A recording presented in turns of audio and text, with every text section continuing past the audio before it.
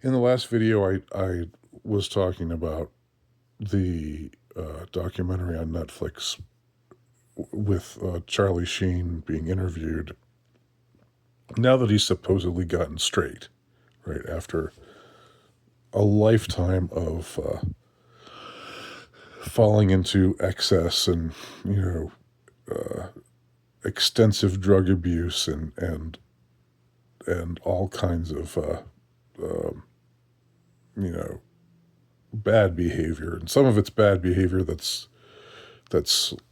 you know I don't know, sort of charming and funny, and that people just laugh at, like, oh, he's such a party boy, he's so wild and crazy, that that sort of thing, but also a hint at a much darker side of him, that like an abusive side of him, that comes out in various ways, or gets hinted at least in various ways, with his different marriages, and his infidelities, and his um, the way he behaved, when, especially while addicted to cocaine or to crack. It seems like those were the biggest his biggest drugs. Although it seems like he was open to pretty much everything. Um, and again, there's probably a lot that we're not told about. But what concerned me, I think, is there are allegations about Charlie Sheen, and his behavior and things that he is alleged to have done. And I'm loath to be too specific about it here, but uh, one of the allegations against him, which is eventually addressed in the documentary, is the allegation that he raped Corey Haim when Corey Haim was 13 and Charlie Sheen was 19, uh, on the set of the movie Lucas. And this is a charge that was made by Corey Feldman, was echoed in a couple of other places, but it's a claim that Corey Haim's mother denied after Corey Haim's death. And of course, the story of Haim and Feldman, that's something that's one of the things that sort of to many people, just tore the lid off of what, the cauldron of depravity that Hollywood is. Although you can see it everywhere. That's the thing. There was a movie made a few years ago called An Open Secret, about how child stars are preyed upon in the industry, and it almost, one almost gets the impression that this is just almost semi-ubiquitous. That if you're a child star, if you're a child actor, forget child star, if you're an actor, uh, who's a child, and you're auditioning, and you're appearing in, like, commercials, or you know TV sitcoms, or even if you haven't landed some big juicy role, um, if you're just if your parents have pushed you to get yourself a headshot and an agent, and go out there and you know audition for all these roles just as a child. This just I mean, it's been a slow revelation through the years, and I think in the 70s and 80s, when I was growing up in the 80s and into the 90s, I was also alive during the 70s, although I don't remember much about it. I mean, I was 8 years old in 1979, so wasn't too aware of things. But you didn't really hear much about the abuse of children in Hollywood, uh, in the entertainment industry. And when stories emerged later of things like, what happened to Todd Bridges, the oldest son on the show Different Strokes, and Dana Plato, who was also on who's the daughter, the white daughter of the this older guy who adopted two young black kids already. Already today, and like when this show came out in 1980 or 81, whatever it was, it was about this older rich white man who just decides to adopt two black kids from the hood, who I don't know, don't have much of, who are from broken homes, whose dads are absent and whose moms are, high on crack or whatever, whatever, and so he's rescuing them from the ghetto and bringing them into his nice house. Like today, all that, like, people see that and they think red flag, red flag, red flag, pervert, pervert, pervert. But in 1981, that was just seen as a heartwarming premise. Oh, this good older man wants to take these two underprivileged boys and help them have a life that they'd been denied up to that point. There's the paternalistic, side that some would call racist today. There's that, but there's also why does this older man want to have two young boys living with him in his house? When I think was he widowered? What do you say about a man whose wife is dead? Is he's a widower, but has he been widowered? I've never heard that. Or is he just widowed, just like a woman would be? Anyway, so so automatically, the premise today strikes us as unsavory in its inception, or in its very idea. Maybe unfairly so. Maybe we've gone too far the other way, where everybody, every older person who wants, who enjoys the company of children is already looked on as suspect, when he might just be a nice guy who likes kids in a completely a savory and wholesome way. But back then it was the opposite extreme. We just didn't really suspect anything about anybody like that. So that was the premise of the show Different Strokes, and of course the child actors on that show were Gary Coleman, the famous What You Talking About kid, and his older brother Todd Bridges, and then the daughter, the regular daughter, played by Dana Plato. And in the late 80s and early 90s, Todd Bridges started, acting out of control. And I think he got arrested for armed robbery. But he was just doing all kinds of self-destructive things. And Dana Plato was, became sexually precocious and was posed nude, and then was interviewed on Howard Stern, and there were I don't know, there was all this. She was doing all of this stuff that she was also completely out of control on drugs, and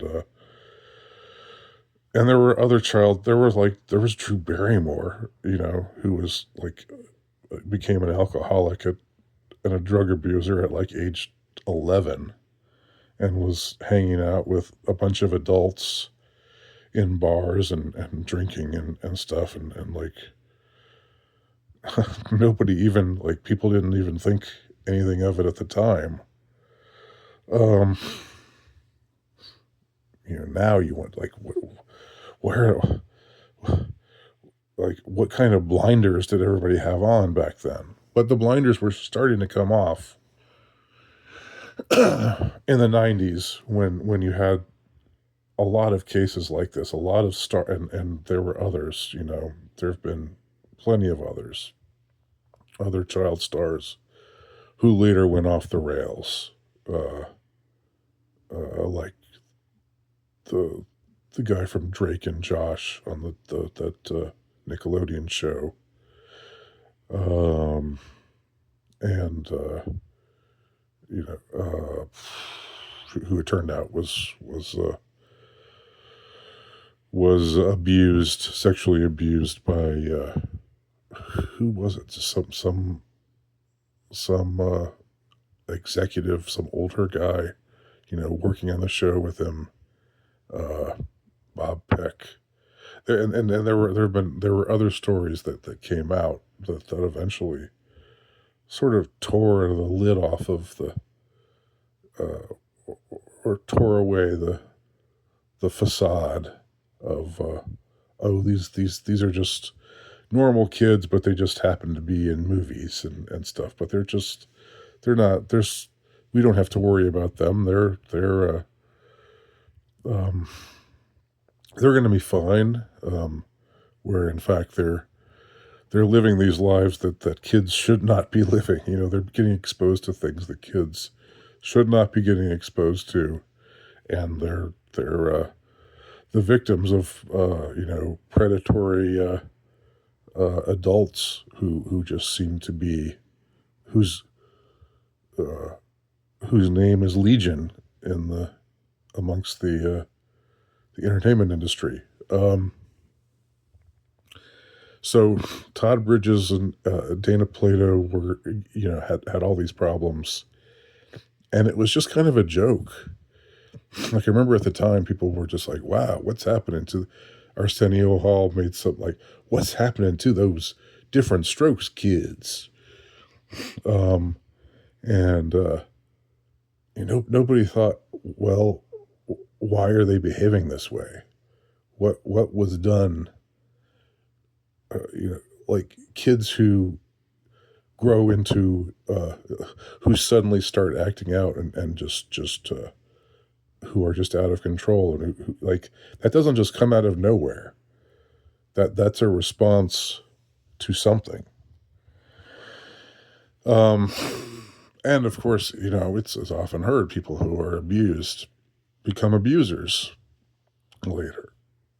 Um, I haven't heard anything about uh, Charlie Sheen necessarily being abused as a child, but it seems like it could easily have happened.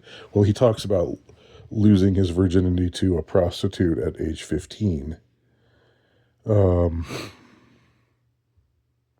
which, yeah, I guess maybe that's sort of a standard thing for some people. I don't know. Uh, but still seems a little bit dodgy to me. Um, age 15, a little young. Um, so yeah, and maybe one thing if it was like if he was found with you know with the 16-year-old girl next door or the 14-year-old girl next door, uh, if they were discovered to have been doing stuff, and I'm sure there was that sort of activity going on too, because he ended up a father, at a young age. So I think he had he must have impregnated some classmate of or someone in the neighborhood or whatever. I don't know the full story there, but anyway, the the allegation that Charlie Sheen abused Corey Haim, sexually assaulted Corey Haim, uh, uh, or talked him into it, convinced him that this was just normal. That, you know, uh, younger boys like him, it was normal for them to be with older boys and men in the industry. It was just there was nothing wrong with it, and just sort of talked him into doing it. Groomed him, essentially. That's the allegation. Charlie Sheen denies the allegation, um, but and has always vociferously denied it. But there are multiple people who've said that Corey Haim told them that it happened. So, it's he said, of course, but anyway, but I know I'm rambling a bit. I don't know if anyone is even still sticking with me at this point, as far as what I'm trying to reach for, what I'm the dark stuff that I'm trying to talk about, that I'm trying to unearth. Regarding Charlie, this is not talked about in the documentary, but his during his marriage, when he was still married to Denise Richards, she reported finding stuff on his hard drive which showed younger girls and younger boys, who she said she thought looked like they were underage. Did this mean that they were, little kids, like 4, 5, 6 year olds? No, but still something definitely dark and unsavory. She made a report about this, and confronted Charlie about it, and said she was afraid for their own daughters, and wanted him to,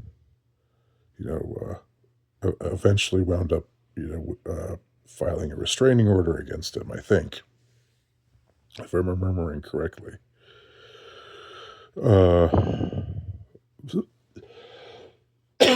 So there's that, and then there's an even darker rumor, which I don't even know. I gosh, like, this is something that came from a Crazy Days and Nights blind item that some people thought applied to Charlie Sheen and Heather Locklear, that they both were married to other people. Heather Locklear at the time was married to the guitarist from Bon Jovi.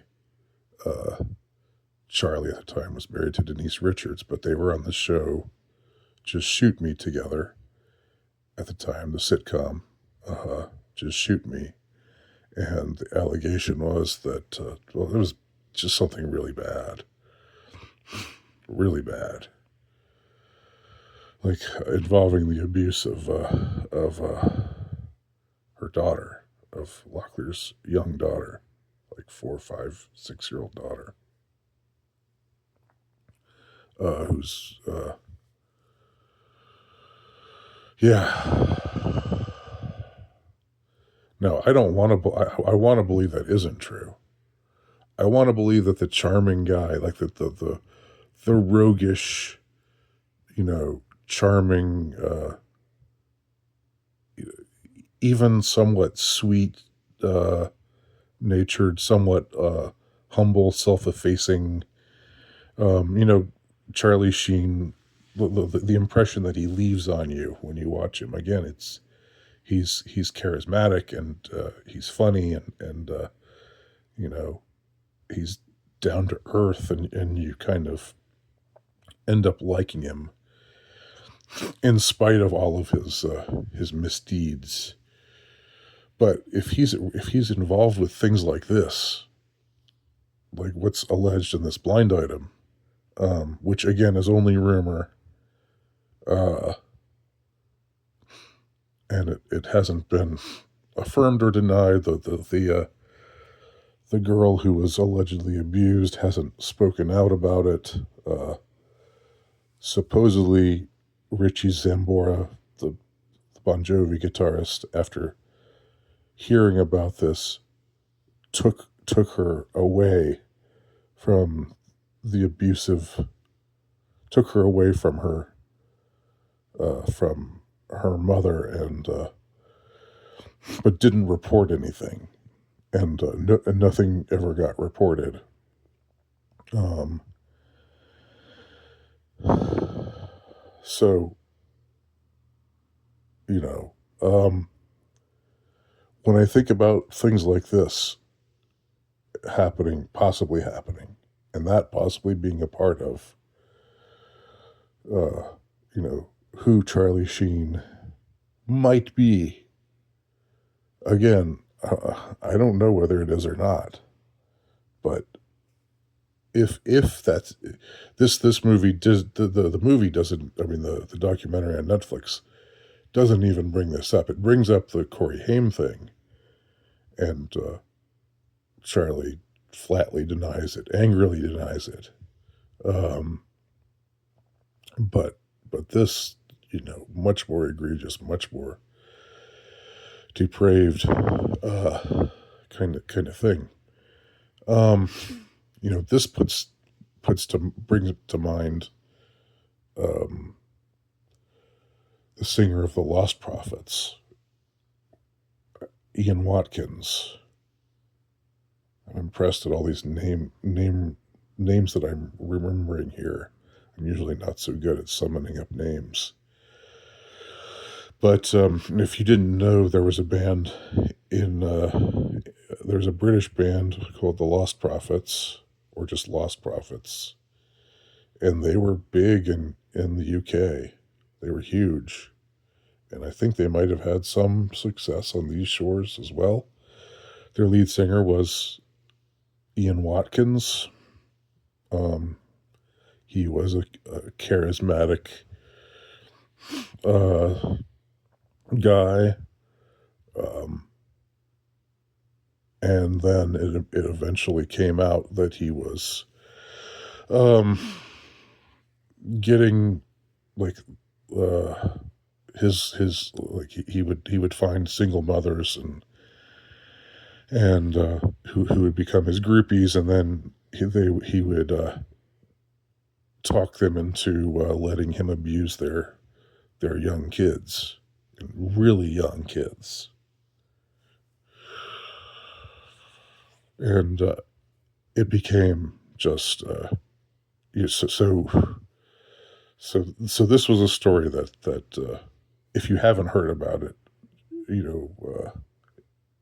became just notorious even by entertainment industry standards. This was a bridge too far. And Watkins was started serving this I think a lifetime jail sentence, or a really long jail sentence for all of his heinous crimes, and recently was murdered in prison. I think a couple weeks ago was murdered.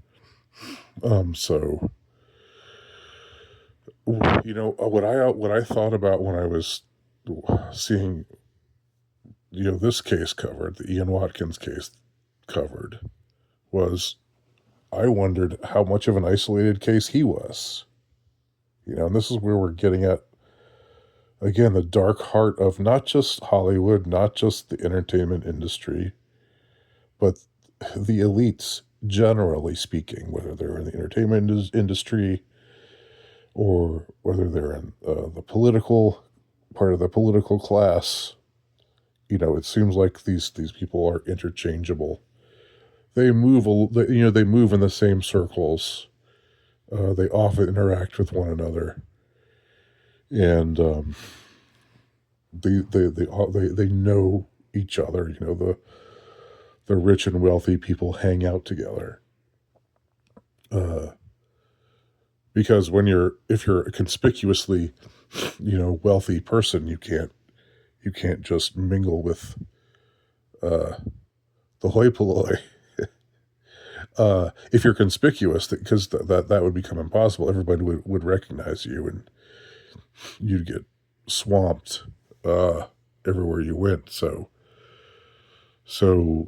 it makes sense in a way that these kinds of people would hang out with each other, because that's the only place they could go to maybe live somewhat quote unquote normal lives. But at the same time, I think it seems more and more like the things that they're into, the things that these people get into, are far from quote unquote normal.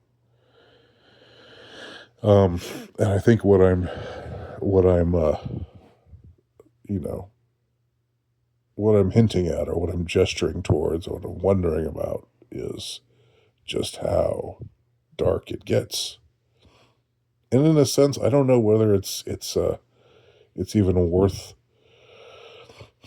I mean, number one, there's no way we'll ever know for sure, because these people have lawyers, and they they're above the law in a lot of ways.